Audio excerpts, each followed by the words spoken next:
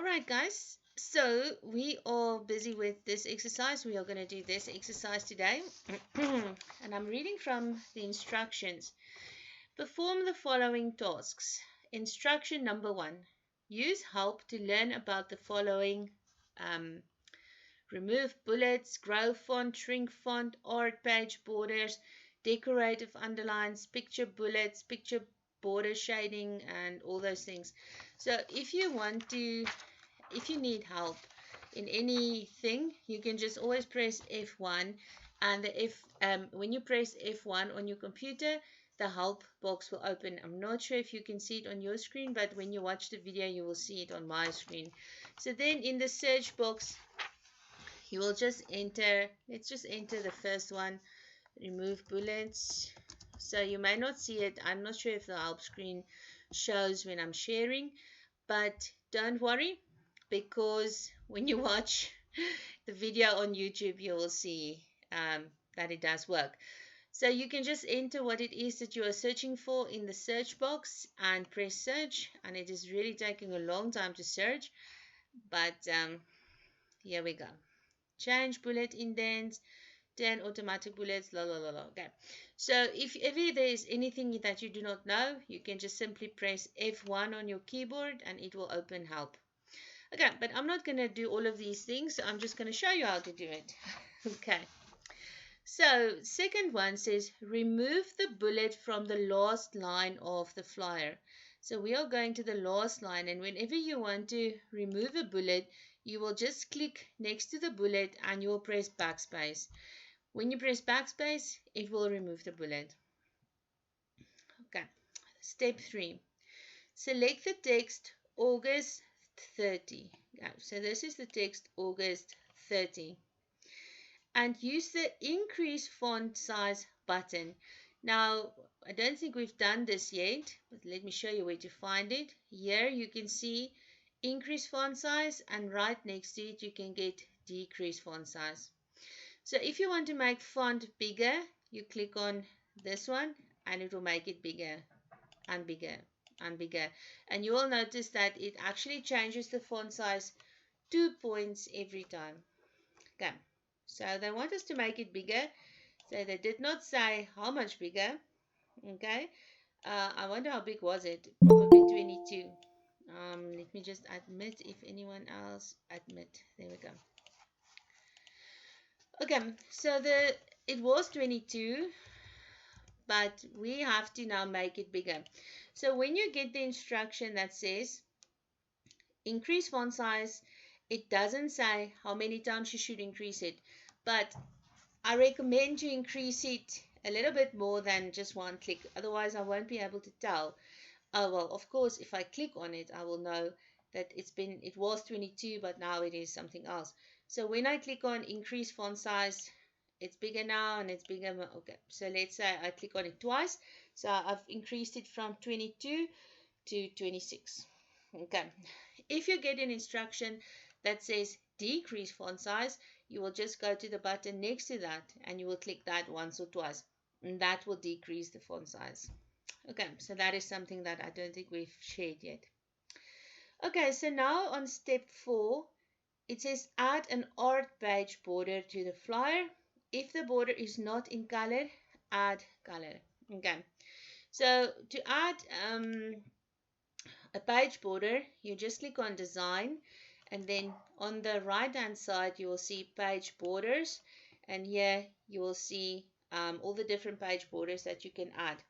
Okay, the one that they are requesting us to add is an art page border. Okay, so art page being one of these. Okay, they want us to choose one that is in color. Okay, of course these are so lame, most of them. No one uses page borders anymore, arty ones like these. But if you are requested to insert a page border, then you do that. Okay, they did not say which art one to insert, so since this is a baseball flyer, we might as well look for something with a ball, if there is anything with a ball. I see pumpkins, I see stars, little men. That might work. Okay, I'm just doing this to see if there's a ball. Okay, so if you are happy with the first few that you saw that were color, you can go ahead and choose that one. Still no ball. Okay. Alright, so I'm going to go ahead and choose one of these black and white ones. Okay. Where's that little man I saw earlier? That had his hand up in the air. That might look like he's throwing a ball. Oy. There we go. Okay. So let's say I choose that one. They say in the instructions, if you choose this one that has no color, you must change it to have a color. Okay, so you can choose a color over here. What color?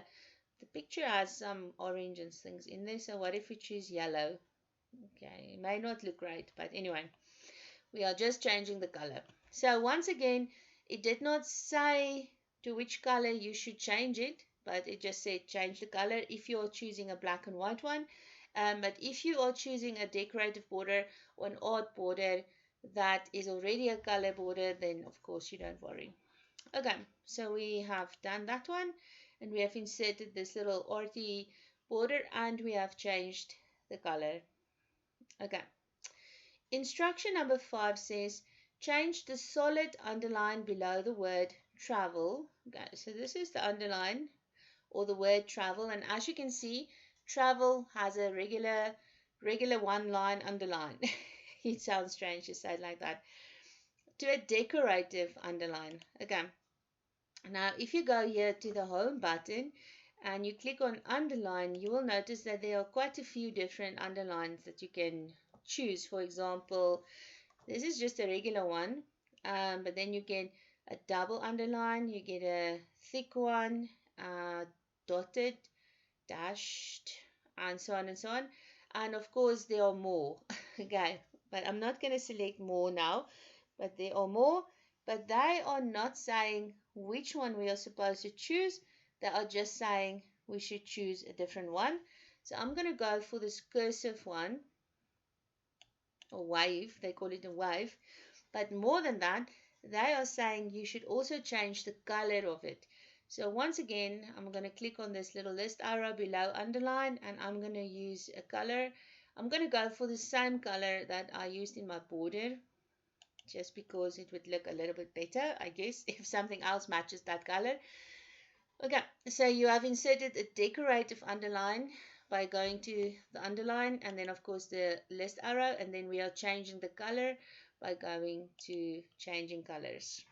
Okay, now we are changing the style of the bullets to a picture bullet. Okay, this is something we haven't done yet, and this is such a nice feature, and I'm so happy that they are asking us to do that in this exercise, because you may want to do this for another assignment that you have, or maybe this will come up at some point. So I'm going to show you now how to change your bullet to become a picture. Okay, not just a regular bullet. So the instruction says change the style of the bullets to picture bullets. Adjust the hanging indent if necessary to align the text in bulleted list. So as you can see here, all the text is currently aligned, okay? But we will adjust it after we have inserted a picture bullet, okay? So let's go ahead here to bullets, and you've noticed that I already chose a ball one, but I'm going to show you how to get there. Okay, so we want to go and get a new bullet. Forget the ball that you see here. I did this earlier just to make sure I remember how. So forget that you see a ball here, but let's go and define a new bullet. So you're going to go ahead and click on this one. Okay, now they are very specific about this instruction. They are saying choose a picture bullet, and this is the picture bullet that you will choose. And when you click on it, it's actually opening the same one where you go and find online pictures. Okay, so I'm going to go and say ball. I can actually say baseball to be exact. Um, baseball.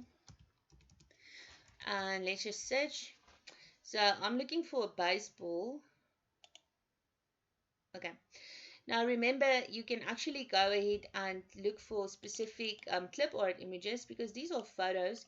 So I'm going to filter it by clicking on the filter, and I'm going to just go for clip art pictures. Okay, so these are nice ones to use. Some of them will not work. When I did this earlier, I tried another one that I liked a little bit more and it didn't work. This is also a nice picture, but just keep in mind that it is going to be tiny. It's going to be a bullet. So if I choose something like this, it may be so small that you can't really tell what you're looking at. So you can also use this bat. That will also be a nice bullet, but of course it's going to be tiny. So I'm going to go, oh, this is also a nice one to use, this glove. It's not a very clear picture of a glove. Anyway, let's go for a ball. Okay, let's see if this one will work. Sometimes it doesn't. Okay, so I'm saying insert. Okay, this one wouldn't work, so we're going for the next one. Oh, no. And the next one. Okay, once you see it downloading, you know that that picture is working. Okay, and then here you will see a little picture of a ball. All right, okay, so now we say okay, and here you now have your little ball picture, which is a picture board, a picture bullet. And if you now go here to bullets, you will see that the bullet that you just created or chose in the pictures, it will now be here. Okay. Luckily for us, the picture works quite well and we did not have to align our text. Our text is still nicely in line, so we don't have to draw the. But always remember, if it's not, you can just use this one over here and you can just pull your text by pulling this triangle, the top triangle. All right. Okay. Step 7. Change the color of the picture border. Okay, once again, they don't say the picture border what color it should be. So I'm just going to go for orangey again. Right, since the t-shirt or whatever is orange. So first of all, if you want to change anything about your picture, you select the picture and then you will go ahead and choose picture border. And I think I'll go for the same orange that I used in my border. And that is done. So it doesn't say which color. Okay, you will usually get the color when you do this in the exam. Okay, add a rotation effect to the picture. Okay, so the picture is selected already. So we will go to a 3D rotation. Okay, which one will that now be? Bevel. What's this? Bevel. That's a rotation, but it's not really 3D rotation. Relaxed. Oh, I wonder if it's not picture effect. Yeah, it's not a picture style. So don't look for it here. You're going to look for it here in picture effects. And we're going to go to 3D rotation. And which one are they looking for? Perspective right.